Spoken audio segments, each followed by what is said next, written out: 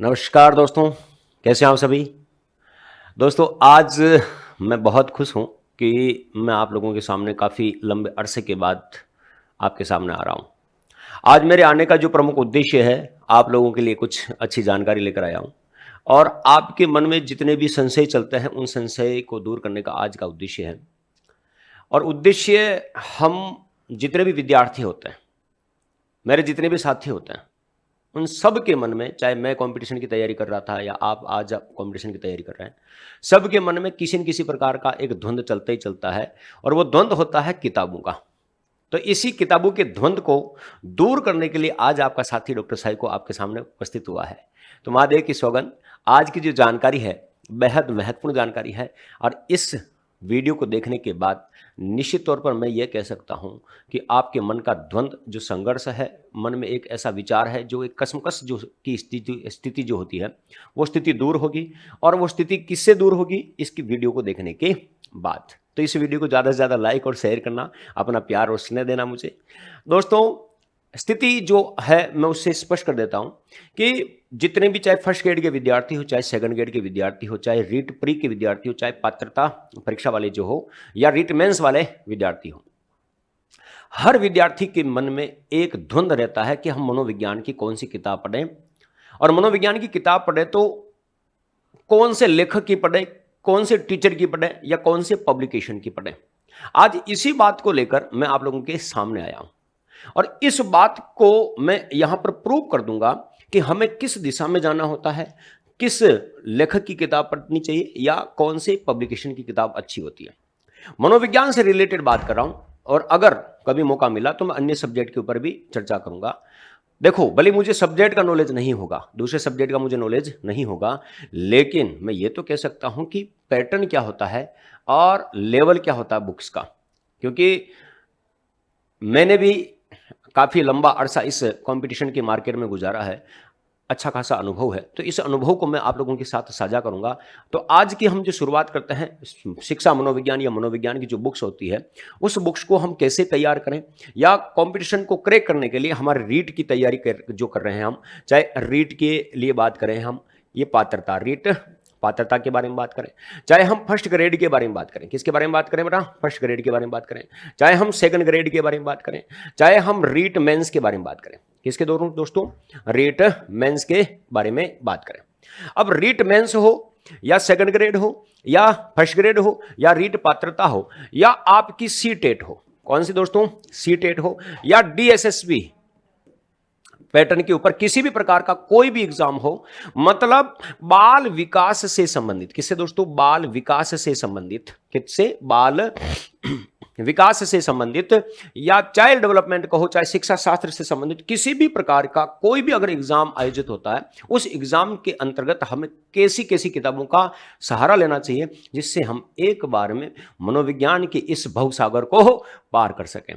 तो दोस्तों, चर्चा करते हैं आज के लिए, और आपका जो हेड है वो आपको इस टारगेट के ऊपर करना है कि फर्स्ट ग्रेड, सेकंड ग्रेड और थर्ड ग्रेड में हम मनोविज्ञान के प्रश्नों को हम कैसे आसानी से हल कर सकते हैं, जिसमें ऑथेंटिक जानकारी हो। ऐसी कौन सी किताब पढ़े और पढ़ने का तरीका क्या। तो दोस्तों, आज की इस बात को मैं आपके सामने प्रेजेंट कर रहा हूं। दोस्तों देखें, शिक्षा मनोविज्ञान, आपका जो पार्ट है शिक्षा मनोविज्ञान, जैसे हम शिक्षा शास्त्र और बाल विकास से रिलेटेड करके देखते हैं, ठीक है। शिक्षा मनोविज्ञान मतलब शिक्षा शास्त्र और बाल मनोविज्ञान या बाल विकास से संबंधित रिलेटेड करके देखते हैं। अब दोस्तों, इससे संबंधित हम जो बुक्स के बारे में अगर हम बात करते हैं तो बुक्स का क्राइटेरिया मार्केट में कई प्रकार का, ठीक है, मार्केट के अंतर्गत भरमार है किताबों की, केवल पढ़ने वालों की जरूरत है। और दोस्तों, जब हम कोई अच्छी किताब को सेलेक्ट कर लेते हैं तो समझ लेना, कहा गया है कि एक अच्छी किताब 1000 मित्रों से बेहतर है। किताबें बोलती नहीं है लेकिन कहती सब कुछ है। तो हमें अच्छी किताबों की बात सुननी है, जो वो कह रही है उसको समझना है। हजार दोस्त हमें नहीं चाहिए, हमें एक ऐसी किताब चाहिए जो हमें हमारे उद्देश्य की पूर्ति करने में सहायता करे, क्योंकि मित्र वही होता है जो आपका हर समय हर सब परिस्थिति में आपका साथ दे। ठीक इसी प्रकार एक किताब जो होती है, एक अच्छी बुक जो होती है, वो हर परिस्थिति हर समय में आपका क्या देगी, साथ देगी। आज की जो हमारा जो परंपरा है, आज का जो हमारा कथन है, शिक्षा मनोविज्ञान और बाल विकास की जो किताबें पढ़े, और हमारा जो उद्देश्य क्या है, रीट के अंतर्गत हम कैसे सिलेक्शन ले, रीट मेंस में हम कैसे सिलेक्शन ले, या सेकंड ग्रेड के अंतर्गत हम कौन सी किताब पढ़ें, या फर्स्ट ग्रेड के अंतर्गत हम कौन सी किताब पढ़ें। तो इन चीजों के ऊपर आज हम बात करने वाले। तो दोस्तों, आज की जो बुक्स का जो क्राइटेरिया मैं आप लोगों के सामने बता रहा हूं, 2 प्रकार की किताबें आती हैं। किताबें कितनी प्रकार की? 2 किताबें हम यहां पर देखने वाले हैं। 2 किताबों का मतलब होता है कि एक तो होती थ्योरेटिकल और एक होती ऑब्जेक्टिव। तो सबसे पहले हम थ्योरी वाली किताबों के ऊपर बात करते हैं कि हमें कौन कौन सी थ्योरी वाली किताबें पढ़ने की जरूरत होती है। देखिए दोस्तों, थ्योरी वाली किताब मनोविज्ञान की हमें तब पढ़नी चाहिए जब हम किसी भी प्रकार के कंसेप्ट को क्लियर करना चाहते हैं। हमें बेसिक अगर नॉलेज नहीं है तो बेसिक नॉलेज को कंप्लीट करने के लिए हमें थ्योरी वाली किताब की बहुत ज्यादा आवश्यकता होती है। अब ऐसा नहीं है कि मार्केट के अंतर्गत कोई बहुत ही बढ़िया किताब मिलती है, बहुत ही बेस्ट बुक है, और बहुत ही बेस्ट बुक है लेकिन उसकी भाषा हार्ड है। तो इसका भी एक लेवल होता है। जैसे आप थ्योरी को पूरा करने के लिए सबसे पहले आप क्या करते हैं, कोचिंग करते हैं। कोचिंग के अंतर्गत जो टीचर है उसके जो नोट्स आप बनाते हो, क्या बनाते हो दोस्तों, उसके जो नोट्स बनाते हो, उसके नोट्स के माध्यम से भी आप अपने बेसिक स्ट्रक्चर को मजबूत कर सकते हो। जब आप कोचिंग के नोट्स या किसी भी टीचर के नोट्स के माध्यम से आप अपने बेसिक स्ट्रक्चर को पूरा कर लेते हो तो आपको थ्योरी पढ़ने में बहुत ज्यादा आसानी हो जाती है। दूसरा स्टेप आता है, आप स्वयं किताबें पढ़ते हुए अपने क्या बनाओ, स्वयं के नोट्स बनाओ। अगर आप खुद भी अपने नोट्स बनाओगे तो भी आपको थ्योरी पढ़ने में बहुत ज्यादा आसानी रहेगी। और धीरे धीरे फिर आप कोई मानक पुस्तक के ऊपर जाओ। कौन सी? मानक पुस्तक के ऊपर जाओ। जब आप किसी मानक पुस्तक के ऊपर जाएंगे तो आपका कभी भी कोई भी प्रश्न आपका क्या नहीं होगा, गलत नहीं होगा। एक तो थ्योरी वाली पैटर्न पर बात करनी है। थ्योरी पढ़ने का अपना अपना एक बेस होता है। किसी भी चीज को पढ़ते समय, चाहे आप कोचिंग में पढ़ रहे हो, चाहे आप खुद के नोट्स बना रहे हो, या आप कोई मानक पुस्तक पढ़ रहे हो, याद रहे शिक्षा मनोविज्ञान या बाल विकास स्वयं की लाइफ से जुड़ा हुआ, स्वयं के जीवन से जुड़ा हुआ एक ऐसा सब्जेक्ट है जो अपने जीवन में हम क्या कर चुके हैं, हम क्या करने वाले हैं, हमारे शिक्षक हमें कैसे पढ़ा चुके हैं, हमारे शिक्षक हमें कैसे पढ़ा रहे हैं, वो सारा का सारा जो निचोड़ है इस किताब के अंतर्गत देखने को मिलता है। जब कोई विद्यार्थी शिक्षा मनोविज्ञान या बाल विकास शिक्षा शास्त्र को अपने पर्सनल लाइफ से, अपने निजी जीवन से जोड़कर, अपने जीवन में होने वाली घटनाओं से जोड़कर, या जो अपने जीवन में हम कार्य कर चुके हैं उन कार्यों से जोड़कर अगर हम किसी भी बात को समझते हैं तो यकीन मानिए आपको थ्योरी समझने में ज्यादा टाइम नहीं लगेगा और बेसिक स्ट्रक्चर पूरा होगा। अब दिमाग में आता अक्सर थ्योरी वाली किताबें मार्केट के अंतर्गत ऐसी कौन सी किताबें हैं जिसे हम पढ़ सकें, और वो मानक पुस्तक होनी चाहिए। थ्योरी में भी कौन सी पुस्तक होनी चाहिए, मानक पुस्तक होनी चाहिए। अब दोस्तों ध्यान दीजिएगा, मार्केट में 2 प्रकार की किताबें चलती है, दोनों थ्योरी में चलती है। कैसे? अब 2 प्रकार की जो किताबें हैं, वो 2 प्रकार की किताबें कौन कौन सी है, वो 2 किताबों का आप जो क्राइटेरिया देखोगे उसमें ध्यान रखना है कि एक तो किसी भी टीचर के द्वारा क्या बनाई जाती है, गाइड बनाई जाती है। क्या बनाई जाती है दोस्तों? गाइड बनाई जाती है। और एक आपके बीएड के अंतर्गत, किसमें दोस्तों? बीएड के अंतर्गत आपकी कोई मानक पुस्तक चलती हो, या किसी हिंदी साहित्य अकादमी के माध्यम से, या किसी संस्थान के माध्यम से, या किसी सरकारी संस्थान के माध्यम से कोई बुक प्रकाशित की जाती हो। तो ध्यान दीजिएगा, हमें मानक पुस्तक पढ़नी है तो मानक पुस्तक पढ़ने में भी एक चीज हमेशा ध्यान रखना कि गाइड जो होती है उस गाइड को पढ़ना चाहिए। हर विद्यार्थी को गाइड क्या करनी चाहिए, पढ़नी चाहिए। लेकिन यह याद रखना कि उसकी जो डिटेल है वो ऑथेंटिक है या नहीं, सही मानक पर है या नहीं। क्यों हमें गाइड क्यों पढ़नी चाहिए, इसका भी मैं लॉजिक बता देता हूं। क्योंकि गाइड की जो शैली होती है वो शैली आपके निजी जिंदगी से जुड़कर आती है और इसकी भाषा बड़ी सरल होती। गाइड जो भी शिक्षक लिखता है, राजस्थान में मेरे बहुत सारे अच्छे अच्छे शिक्षक हैं, जैसे मैं अगर उदाहरण के तौर पर बताऊं, आर.के. वैष्णव सर है, हमारे उत्कर्ष में ही है, वो भी उनकी गाइड चलती है। अभी उन्होंने फिलहाल में ही उत्कर्ष प्लेटफॉर्म के माध्यम से अपनी एक नई किताब लॉन्च की है, है ना। वो किताब राजस्थान के अंतर्गत अपना परचम लहराएगी, यकीन मानिए इतनी सरल और सहज भाषा में उस किताब को लिखा गया। राजस्थान के अंतर्गत और मेरे बहुत सारे साथी हैं, जैसे शिखर में एक हमारे परम मित्र हैं, जयपुर के अंतर्गत बहुत सारे पब्लिकेशन ऐसे हैं जो हमारे परम मित्र हैं, वो भी किताबें निकालते हैं। मैं किसी गाइड को पढ़ने के लिए ये नहीं कह रहा हूं आपको गाइड ही पढ़नी है, गाइड हमें पढ़नी इसलिए चाहिए ताकि हमारे कंसेप्ट छोटे छोटे पॉइंट के रूप में हमारे क्लियर हो जाए और आसानी से हम उन चीजों को समझ सकें। और जैसे ही समझेंगे फिर हम मानक पुस्तकों की ओर चले। जैसे सरल भाषा की किताबों को हम पढ़ते हैं, फिर हम बीएड में जो किताबें चलती है उसको हम पढ़ सकते हैं।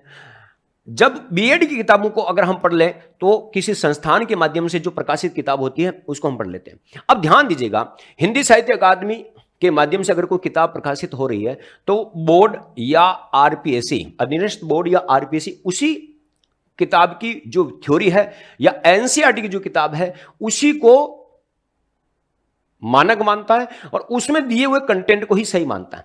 अब यहां पर गाइड की एक कमजोरी भी है, क्योंकि गाइड के अंतर्गत अगर किसी लेखक ने, किसी व्याख्याता ने कुछ भी लिख रखा है तो उसको अधीनस्थ बोर्ड या आपका आरपीएससी तो नहीं मानेगा।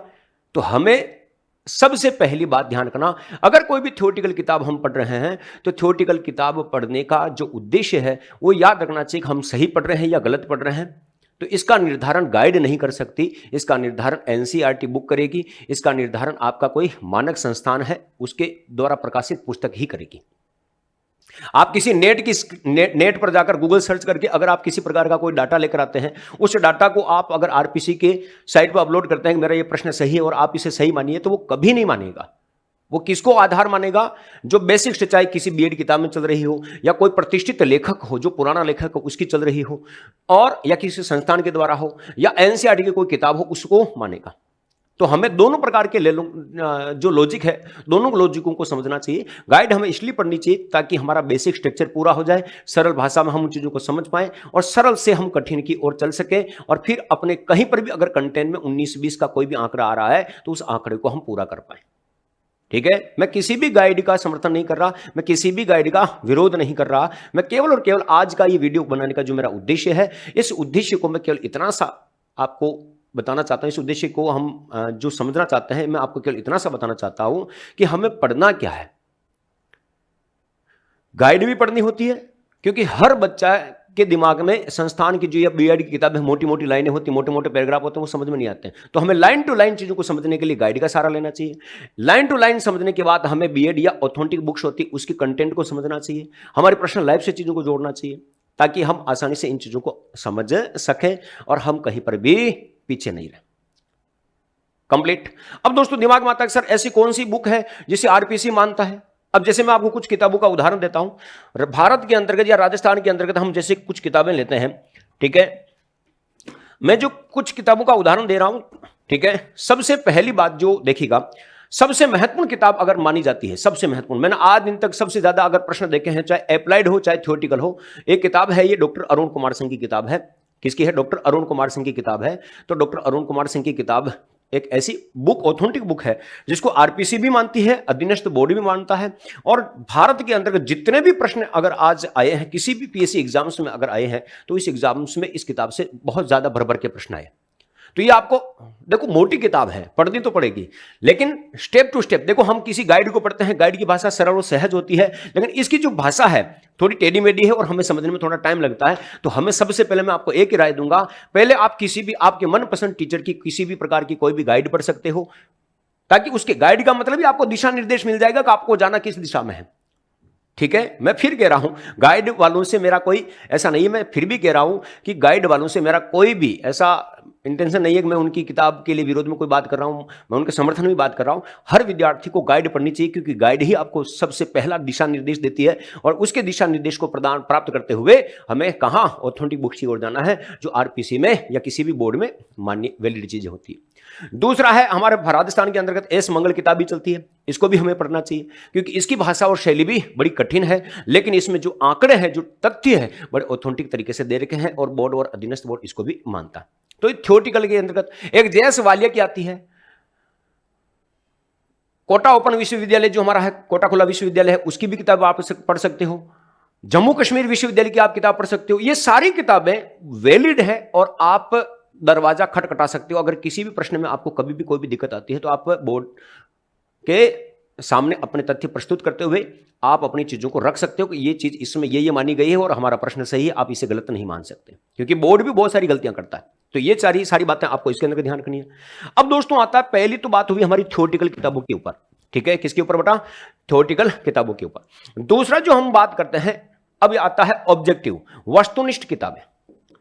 देखो एक बात हमेशा ध्यान रखना, हमने थ्योरी कितनी पढ़ ली, हमने थ्योरी कितनी पढ़ ली, ये कभी भी मायना नहीं रखेगा। अगर हमने सारी थ्योरी याद भी कर ली, हमने सारी थ्योरी समझ भी ली, लेकिन जब तक हमने वस्तुनिष्ठ प्रश्न हल नहीं किए तब तक हमें कभी पता नहीं चलेगा कि मैंने जो तैयारी की है, मेरी जो थ्योरी है वो कंप्लीट है या नहीं है। तो हमें थ्योरी पढ़ने के साथ साथ ज्यादा से ज्यादा वस्तुनिष्ठ प्रश्नों को पढ़ना चाहिए। आपको एक्सरसाइज क्या करनी चाहिए? हल करनी चाहिए। यह बात हमेशा ध्यान रख लेना कि कोई सा भी अगर विद्यार्थी, जैसे मैं आपको एग्जांपल के तौर पर अगर मैं कह दूं कि अर्जुन ने तीर चलाना सीखा लेकिन बार बार उसकी परीक्षा ली गई, अगर परीक्षा न ली जाती, अभ्यास न करवाया जाता, तो वो कभी भी बेस्ट धनुर्धर नहीं बन पाते। इसका मतलब हमने थ्योरी पढ़ ली, चाहे किसी भी प्रकार के किसी भी प्लेटफॉर्म से, किसी भी स्टडी मटेरियल से आप पढ़ो, किसी भी टीचर से पढ़ो, किसी भी गाइड को पढ़ो, किसी भी प्रकार की कोई भी ऑथेंटिक बुक्स पढ़ो, उन चीजों को पढ़ने के साथ साथ आपको अपनी प्रैक्टिस सेट के ऊपर विशेष फोकस करना पड़ेगा। ये याद रखना। राजस्थान के अंतर्गत ही नहीं, पूरे भारत के अंतर्गत मनोविज्ञान से संबंधित कई प्रकार के एग्जाम होते हैं, परीक्षाएं होती है। इन परीक्षाओं में आने वाले प्रश्नों को आप सर्च कीजिए, ऐसी बुक्स आप टटोलिए। जैसे एक किताब का नाम मैं बता देता हूं, सरोवा पब्लिकेशन में आती है, ठीक है। अब यहां पर आप गाइडों का सहारा ले सकते हो, क्योंकि हाँ, यहां पर आप क्या ले सकते हो? गाइड का सहारा ले सकते हो, क्योंकि अनेक पब्लिकेशन है जो भारत के अंतर्गत आए हुए परीक्षा के प्रश्न पत्रों को लॉन्च करता है, वित्त व्याख्या लॉन्च करता है। जैसे उत्कर्ष प्लेटफॉर्म के माध्यम से पिछली बार मैंने मॉडल पेपर लॉन्च किए थे, इस बार भी हम उत्कर्ष प्लेटफॉर्म के माध्यम से, है ना, वस्तुनिष्ठ प्रश्नों की बुकलेट लॉन्च की गई थी। इस बार जितने भी टीचर्स मेरे साथी लग रहे हैं वो भी लॉन्च कर रहे हैं। जैसे सिखवाल पब्लिकेशन है, चाहे दिशा पब्लिकेशन है, चाहे सरोवा पब्लिकेशन है, या फर्स्ट रैंक है, या प्रेरणा पब्लिकेशन है, ऐसे, है ना, चाहे आरबीडी है, कई ऐसे पब्लिकेशन है जो ऑब्जेक्टिव टाइप की बुक्स को लॉन्च करता है। क्या करता है? ऑब्जेक्टिव टाइप की बुक्स को लॉन्च करता है। और ये वही प्रश्न है जो भारत के अलग अलग एग्जाम्स में आए हुए प्रश्न होते हैं। तो इन प्रश्नों को ज्यादा से ज्यादा, थ्योरी पढ़ना अलग चीज है, लेकिन अपनी, याद रखना, लेकिन अपनी कैपेसिटी का आकलन करना अलग बात है। हमने थ्योरी पढ़ी तो है, लेकिन अप्लाइड प्रश्न अलग अलग प्रकार के, अलग अलग भाषा में आते हैं। तो ये सारी बातें इसके अंतर्गत आपको ध्यान में रखनी है। तो भारत के अंतर्गत कितना भी मनोविज्ञान का क्षेत्र क्यों न फैला हो, या मनोविज्ञान से रिलेटेड कितने ही प्रश्न क्यों न आए हो, इन सारे प्रश्नों को निचोड़ के रूप में जब आप समझेंगे तो वस्तुनिष्ठ प्रश्नों के ऊपर ही आपको बात ध्यान में रखनी है। और वस्तुनिष्ठ प्रश्न जो विद्यार्थी थ्योरी पढ़ने के बाद, अगर मेरी क्लास में, मेरी कोचिंग में अगर किसी भी प्रकार का कोई भी विद्यार्थी, जैसे मैं उत्कर्ष प्लेटफॉर्म के ऊपर जितने भी विद्यार्थी मेरे से पढ़ रहे हैं, मैं उनको नोट्स में चाहे जितनी बातें लिखा दूं, सारी बातें समझा भी दूं, समझने के बाद अगर मैं उनको प्रैक्टिस सेट न करवाऊं, अभ्यास न करवाओ, तो मेरा यह पढ़ाया हुआ शून्य होगा। यह याद रखना। तो हर विद्यार्थी को, भारत का किसी भी प्रकार का विद्यार्थी हो, चाहे फर्स्ट ग्रेड का हो, चाहे सेकंड ग्रेड का हो, चाहे थर्ड ग्रेड का हो, राजस्थान में प्रिया मेंस का विद्यार्थी हो, चाहे शैक्षिक परिदृश्य के बारे में बात करें हैं, चाहे स्कूल मैनेजमेंट के बारे में बात करें, चाहे मनोविज्ञान के बारे में बात करें, हर विद्यार्थी को मेरा एक ही, है ना, कहना है, एक ही बात का कहना है कि आप सबसे पहले हर चीज के कंसेप्ट को क्लियर करें, और कंसेप्ट क्लियर करने के बाद आप एक्सरसाइज पर आ जाए कि मैंने जो सीखा है मैं उसको अप्लाइड फॉर्मेट में ला सकता हूं, नहीं ला सकता हूं, या परीक्षा में जितने प्रश्न आ चुके हैं उन प्रश्नों की भाषा शैली मुझे समझ में आ रही है, नहीं आ रही है, मैं उत्तर देने में सक्षम हूं या नहीं। बहुत सारी बार ऐसा होता है, मैं आपको आगे ले जाता हूं, बहुत सारी बार ऐसा होता है हम सीटेट का एग्जाम देते हैं, सीटेट के जितने भी प्रश्न आते हैं वो प्रश्न हमें समझ में ही नहीं आते, उसकी भाषा ही समझ में नहीं आती। भाषा समझ में हमें इसलिए नहीं आती क्योंकि हमने उसकी थ्योरी को कभी ढंग से पढ़ा ही नहीं। जब हम किसी भी प्रश्न की थ्योरी को या उसके कंसेप्ट को हम बारीकी से नहीं समझते हैं तो हमें वो प्रश्न कभी भी समझ में नहीं आएगा। मैं चैलेंजिंग के साथ में कहता हूं, याद रखना कि अगर आपका कोई प्रश्न पत्र है और आपको अगर वो प्रश्न पत्र समझ में नहीं आ रहा है, या कोई प्रश्न आपको समझ में नहीं आ रहा है, इसका मतलब आप उस थ्योरी में है ही नहीं। तो सबसे पहले किसी भी विद्यार्थी को हर चीज की, चाहे वो जीके का भी प्रश्न हो, चाहे वो मनोविज्ञान का प्रश्न हो, चाहे शैक्षिक परिदृश्य का हो, तो ये याद रखना कि थ्योरी किताबें आपको पढ़नी चाहिए, चाहे वो गाइड फॉर्मेट में पढ़ो, चाहे ऑथेंटिक बुक्स पढ़ो, थ्योरी आपको पढ़नी पड़ेगी, चाहे किसी भी टीचर के नोट्स पढ़ो। नोट्स पढ़ने के बाद आप प्रैक्टिस सेट पर आ जाओ। प्रैक्टिस सेट पर अगर आप जैसे जैसे प्रश्न पढ़ेंगे, आपके डाउट आपके सामने ऑटोमेटिक आते जाएंगे, आपका लेवल आपको पता चलता जाएगा कि हाँ, मैं इस प्रश्न को करने में सक्षम हूं या नहीं हूं। तो सबसे पहले आपका जो स्टेप शुरू होता है यहां से, सेकंड स्टेप होता है यहां पर, फिर आपको आपका स्वयं का क्या करना होता है, मूल्यांकन करना होता है कि हां, मैंने जो तैयारी की है वो एक्यूरेट फॉर्मेट में है या नहीं।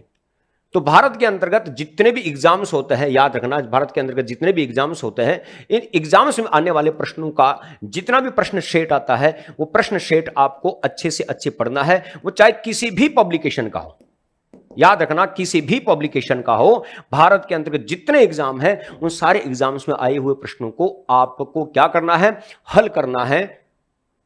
और ये हल कब होंगे, जब आपकी थ्योरी कंप्लीट होगी। तो थ्योरी के अंतर्गत ऑथेंटिक बुक्स पढ़े, गाइड का सारा ले सकते हैं आप, जिसमें भाषा सरल सहज होती, आपको आसानी मिलती है, और फिर आप अपनी मातृभाषा में उस बात को कन्वर्ट करें और ज्यादा से ज्यादा प्रैक्टिस सेट के ऊपर फोकस करने का क्या करें, प्रयास करें। अब दिमाग में आता है कौन सी किताब लूं, क्या करूं, कौन सी किताब लूं? तो मैं फिर यहां पर कह रहा हूं, किसी भी पब्लिकेशन की, क्या, किसी भी पब्लिकेशन की ओल्ड पेपर या प्रीवियस ईयर पेपर आप ले सकते हो, जिसमें वित्त व्याख्या भी होगा, उसमें आंसर भी होगा, उसका वीडियो सॉल्यूशन भी होगा। मैं ये नहीं कह रहा हूं कि आपको किसकी किताब पढ़नी चाहिए, किसकी किताब नहीं पढ़नी चाहिए, लेकिन आपको थ्योरेटिकल चीजें पढ़ने के बाद आपको एक्सरसाइज पर आना है, और एक्सरसाइज करने के बाद आपको यह याद रखना है कि मैं किस तथ्य पर बिलोंग कर रहा हूं, मेरा स्टैंड क्या है। और अगर इन प्रश्नों को करने में आपको आसानी आ गई है, इसका मतलब आपने इसकी थ्योरी को अच्छे से समझ लिया, और आप एग्जाम में कभी भी असफल नहीं हो सकते। यह भी मेरी गारंटी है, यह मेरी गारंटी है। अगर आप स्टेप टू स्टेप चलेंगे तो ये चीज है। अब दिमाग में आता है सर कुछ तो बताते जाइए, तो याद रखना, जैसे मैं कई प्रकार की किताबें हैं मार्केट के अंदर जो ऑब्जेक्टिव टाइप फॉर्मेट में निकालती है, जैसे मैं उत्कर्ष प्लेटफॉर्म का सबसे पहला, क्योंकि मैं तो इस कर्मभूमि से जुड़ा हूं तो मैं तो इसका नाम लूंगा ही लूंगा, उत्कर्ष प्लेटफॉर्म के ऊपर हर सब्जेक्ट की ऑब्जेक्टिव टाइप किताब आ चुकी है, और उत्कर्ष बड़ा कमाल कर रहा है, और एक बहुत बड़ा नवाचार भी आपके सामने आने वाला है, जिसमें लाखों 10-15 लाख प्रश्न आपको एक्सरसाइज के रूप में मिलने वाले हैं। ठीक है, जब भी समय आएगा, बहुत समय आ चुका हालांकि नजदीक। ठीक है, आप सिखवाल पब्लिकेशन के अंतर्गत ओल्ड मॉडल पेपर की किताब ले सकते हो, सरोहा पब्लिकेशन की आप ओल्ड मॉडल पेपर की कोई किताब ले सकते हो, परीक्षा वाणी की कोई किताब है, ठीक है, परीक्षा वाणी की कोई किताब है, वो आप एक्सरसाइज की तौर पर ले सकते हो, या दिशा पब्लिकेशन की कोई किताब ले सकते हो, यूथ पब्लिकेशन की आप कोई किताब ले सकते हो। ठीक है, और आरबीडी की कोई किताब है। ये पब्लिकेशन कई हैं, तो क्योंकि कोई प्रतिष्ठित जो संस्थान है, जैसे कॉलेज बुक्स के अंतर्गत प्रश्न आते हैं, उनको आप हल कर सकते हो। हिंदी साहित्य अकादमी, हिंदी ग्रंथ अकादमी से आप प्रश्न प्रकाशित जो किताब है उनको पढ़ सकते हो। कोटा खुला विश्वविद्यालय की किताब है, जम्मू कश्मीर विश्वविद्यालय की किताब है, एमएलयू के अंतर्गत, माणिक्यलाल वर्मा के अंतर्गत जितनी भी ऑथेंटिक बुक्स हैं, उनसे थ्योरी पढ़िए, और इन पब्लिकेशन के माध्यम से आपके लिए जो ओल्ड मॉडल पेपर, ठीक है, ओल्ड मॉडल पेपर की जो बुक्स निकाली जाती है, इस बुक्स को आप अच्छे से पढ़ें और आप अपनी सफलता को सुनिश्चित कर सकते हैं। मैं फिर कह रहा हूं, मैं इन सभी में से मैं इसका साथी हूं, इसका कर्मचारी हूं, इसका एक इस प्लेटफॉर्म पे हूं, तो इसका नाम मैं सर्वोपरि मानता हूं, क्योंकि मैं तो इसी पर हूं, और हर व्यक्ति अपने हित की बात करता ही करता है। तो ये तो बात बिल्कुल एक्यूरेट है, लेकिन जितने भी एग्जाम्स हैं, ये भी अन्य प्रकार की किताबों का क्या करता है, पब्लिकेशन करता है, ओल्ड मॉडल पेपर का कलेक्शन करता है, अलग अलग प्रश्नों को छांट कर उनकी व्याख्या करते हैं। तो आप किसी भी पब्लिकेशन पर जाकर कोई सी भी किताब खरीद सकते हैं, लेकिन सबसे महत्वपूर्ण बात है ऑब्जेक्टिव टाइप की किताब से अपने टेस्ट को देते हुए अपना आत्म मूल्यांकन करना कि मैंने जो सीखा है वो सही सीखा या गलत सीखा। फिर एक स्टेप में लास्ट में और कह देता हूं कि किसी भी प्लेटफॉर्म से, याद रखना, किसी भी प्लेटफॉर्म से, याद रखना कि किसी भी प्लेटफॉर्म से अगर आपको टेस्ट देने का मौका मिले, क्या मिले, टेस्ट देने का मौका मिले, तो आपको टेस्ट देने का मौका भी कभी छोड़ना नहीं है, क्योंकि हर प्लेटफॉर्म, याद रखना, हर प्लेटफॉर्म अलग अलग प्रकार से, अलग अलग लेवल से क्या बनाता है, टेस्ट सीरीज बनाता है। और जब अलग अलग प्लेटफॉर्म अलग अलग लेवल से टेस्ट सीरीज बनाता है तो हमें अलग अलग तरीके से अपने आप को परखने का क्या मिलता है, मौका मिलता है। तो दोस्तों, आपको किताबें धुआंधार पढ़नी है, प्रैक्टिस सेट पर विशेष फोकस करना है। जो विद्यार्थी तैयारी बेस्ट करते हैं, केवल और केवल थ्योरी पढ़ते हैं, एक्सरसाइज या प्रैक्टिस सेट पर कभी फोकस नहीं करते, वो कभी सफलता प्राप्त नहीं कर पाते हैं। ऐसा मैं इसलिए कह रहा हूं क्योंकि उन्होंने अपना कभी आत्ममूल्यांकन किया ही नहीं। तो दोस्तों, आज की जो बातें थी, मैंने आपके लिए जितनी भी विषय वस्तु को बतानी थी, एक बेहतरीन तरीके से बताने का मैंने प्रयास किया। उम्मीद करता हूं ये जो जानकारी है आपके लिए एक मील का पत्थर साबित होगी। अगर वीडियो ठीक लगे और आपको मेरी बातों में कुछ सच्चाई नजर आए तो मुझे आपका प्यार और स्नेह दें और वीडियो को ज़्यादा से ज़्यादा लाइक और शेयर करें। तब तक के लिए मुझे आगे दीजिए। आपका अपना डॉक्टर साई को धन्यवाद। Thank you.